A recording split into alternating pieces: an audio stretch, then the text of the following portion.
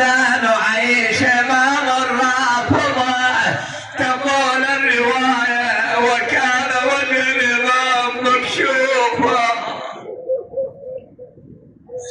وضجت الناس بالبكاء واللحيب.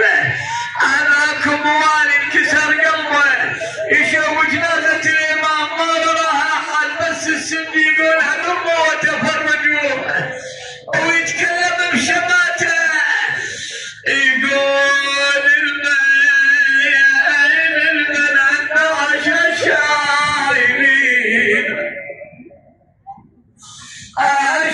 الشايلين وشافوا النظيرين بهالمدينة. والله النعش الشايلين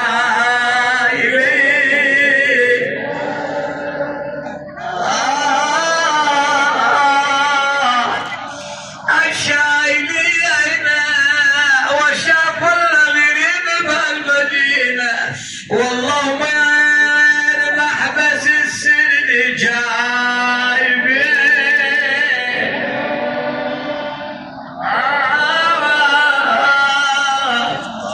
والله ولا عنده الوعلية يمشون. أين المنادي؟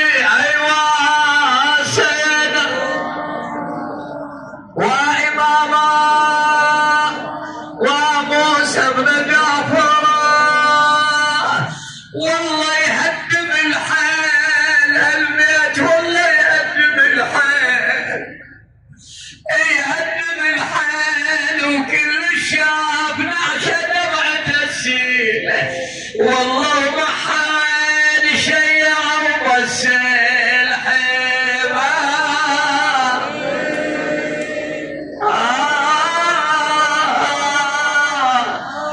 بيتنا سليمان عم الرشيد هذه الضجة والبكاء والنحيب والعويل، لأن بغداد انقلبت سافلها عليها سافلها. كل الناس اجتمعوا شيعة الإمام. شنو الخبر؟ قالوا له هذا موسى بن جعفر قضى بالسجن، وشرطة الرشيد يمانعون شيعة الإمام أن يشيلون نعش إمامهم.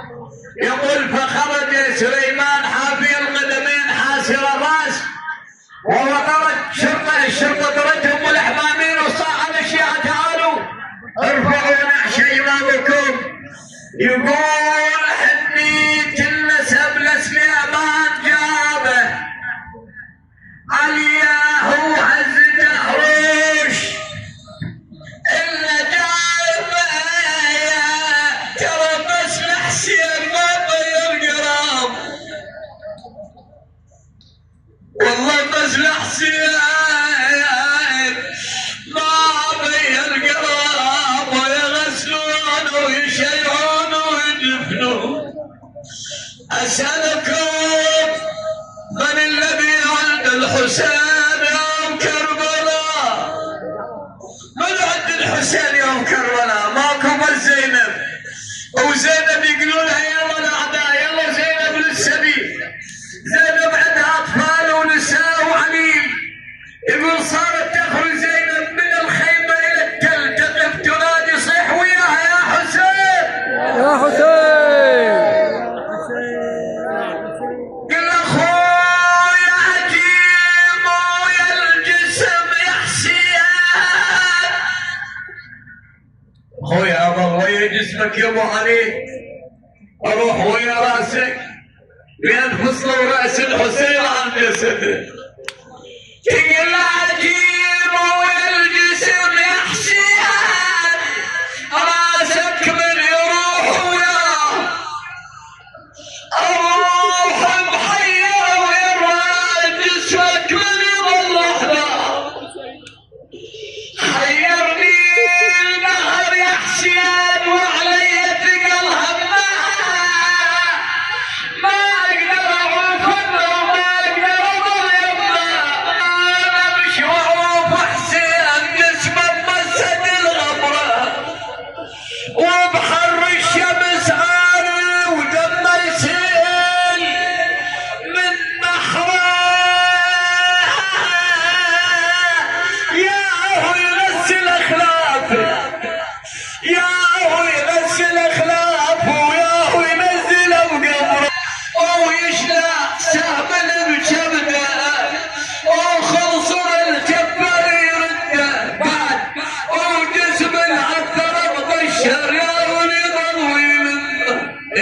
الجسم اللي بطل.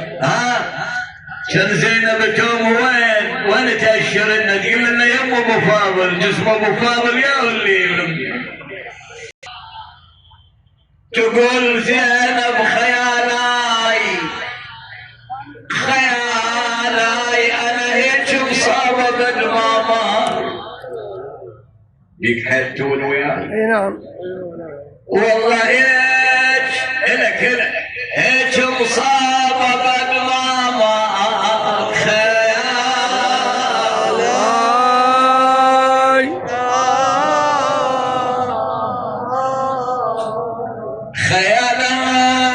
وانا من كل اخوة ماما خيالاي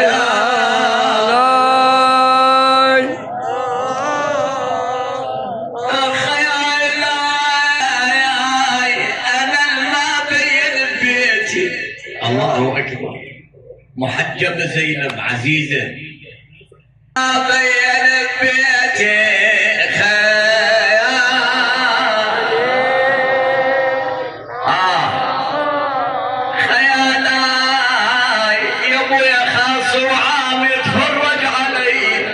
والله خاص وعامل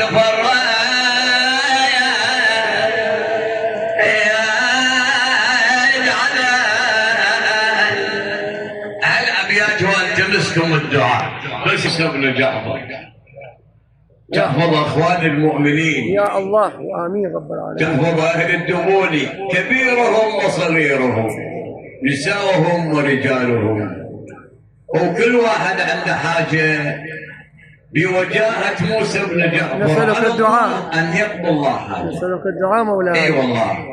وأسأل الله أن يحفظ أحبابي أخوي وحبيبي أبو مثنى.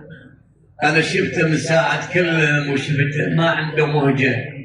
أسأل من الله أن يمده بالعافية. أي والله. وكذلك عزيزي الشيخ ابو علاء والاخ ابو حسين والشيخ خليل وابو كريم وكل احبابي وابو عمار وكل اهل الدبوني احبابي. ورحمه الله على فقيدنا وحبيبنا. اي والله الذي كل ما يمر على بالي والله تخلقني العبره شيخ حامد رحمه الله عليه. كأني أشوفه قبالي وروح حاضرة ويانا بالمجلس. رحمة الله على روحه الطيبة الطاهرة. وأسأل الله أن يحفظ سماحة الشيخ الجليل الكريم الأب الروحي والأخ العزيز الصالح الشيخ صالح الله يحفظه إن شاء الله. وهو حقيقة إن شاء الله يكون بخير وعافية. واكيد اللي اخر عن مجلسنا يمكن مجلس اخر للامام موسى بن جعفر، والا مو من عادته ان ما يحضر الى مجلسنا. فاسال الله ان يوفقه وادعوا له بالتوفيق. احسنت شيخنا صحيح. بارك الله فيك. والسلامه ان شاء الله. واسال الله ان يحفظ خدام الحسين. وسمعوا اخواني خدام الحسين ديروا بالكم تصيروا المجموعات وواحد يفرق واحد. ديروا بالكم سيروا كلكم نفس واحد وكلمة واحدة واجتمعوا ولا تقصون واحد أبدا. حتى إذا مثلا شوية ركيك انتم طووا صندوق فيها ريحة الحسين واللي يدعو إلى الحسين يتبعوه. أي شخص مهما يكون ما يدعو إلى الحسين عفوه، لأن الحسين هو المختبر. عرفت؟ كل هاي شو هاي كلها تروح والحسين يبقى.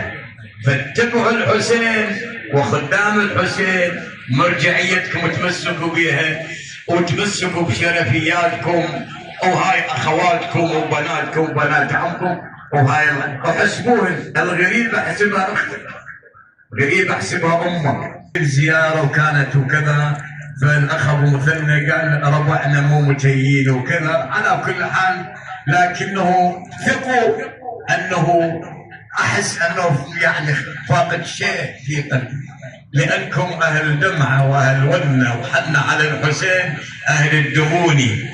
وديروا بالكم على الإمام في هذا اليوم 25 من رجب في عام 1446 وارتقى المنبر سماحة السيد عباس الطمرجاوي في ناحية الدبوني في هذا اليوم الموافق 26 من كانون الثاني لعام 2025 هنا في ناحية الدبوني من محافظة واسط العراق. شوف الدنيا صفرة بعيني وراسي دوخ واختنق من انت ابوك موسى بن جعفر.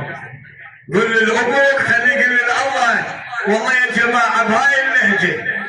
قلت له قل له خليه يقول لله انتم ارباب الرحمه، احنا بواسطتكم الى الله، انتم الوجهاء عند الله.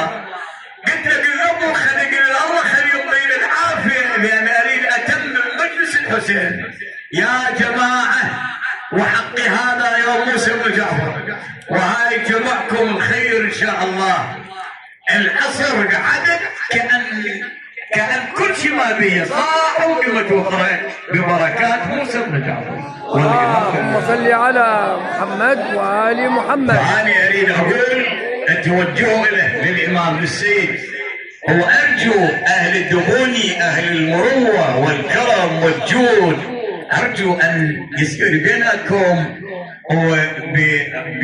يعني رعاية سماحة حجة الإسلام والمسلمين الشيخ الجليل الفاضل الشيخ صالح أطال الله في عمره إن شاء الله والله يحفظه، أن تجتمعون على شباك للسيد المهدي. هذا بيناتكم هاي البركة ترى والبخت هنا في الشباك كذا للإمام السيد المهدي وهاي هي لله مو صدقة هدية لأن نحن أهل البيت لا تحل علينا الصدقة صار لكن الهدية إيه مقبولة.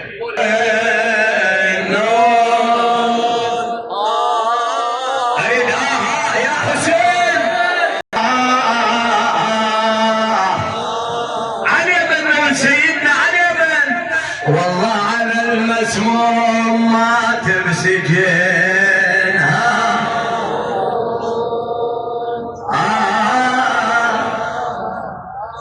والله قضى لا تستحي ون على امامك يا موسى بن جعفر يا غريب السجود. والله اريد انا وليد انكم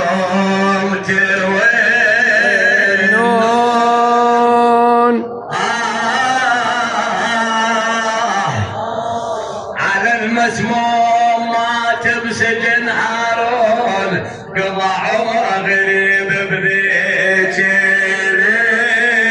السجود.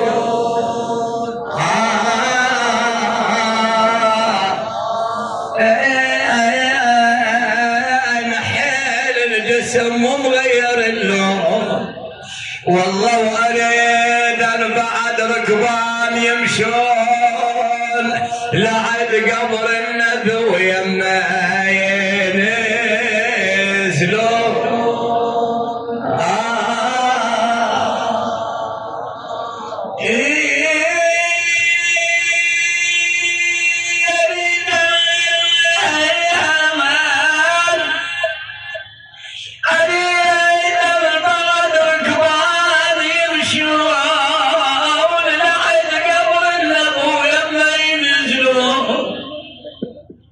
ينزلون يصيحون يا قبر ويعزون يعزون وين الهواشم ما يفزعون وين الهواشم ما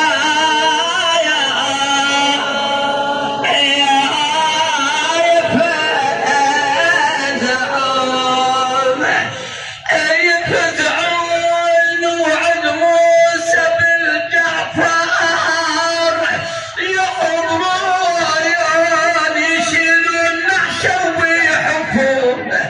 والله يغسلون ويشيعون يا ويدفنا. يا ليت ظلم بني مروان دام لنا ويا ليت عدل بني العباس بالنار إلهنا. يا الله